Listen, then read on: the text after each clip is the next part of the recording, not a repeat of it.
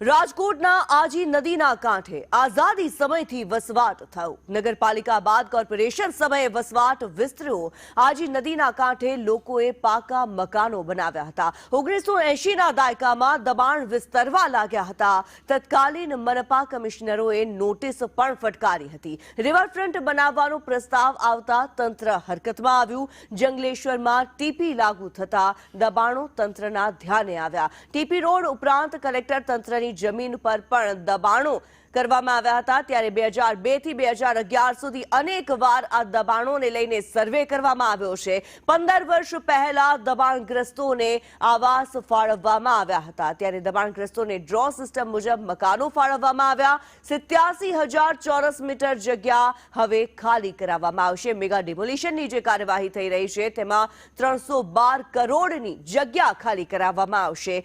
Aji riverfront ટીપીને લઈને આ જગ્યા ખાલી કરાવાઈ રહી છે। ત્યારે છેલ્લા 70 વર્ષથી લોકો અહીંયા વસવાટ કરે છે। કોર્પોરેશન કલેક્ટર બંનેની જગ્યાઓ પર આ ગેરકાયદે દબાણ કરવામાં આવ્યું હતું। શરૂઆતમાં કાચા ઝૂંપડા હતા પરંતુ હવે પાકા મકાનો બની ગયા હોવાનું સામે આવ્યું છે। રાજકોટમાં આજી નદીના કાંઠે આ વસવાટ વિસ્તર્યો હતો।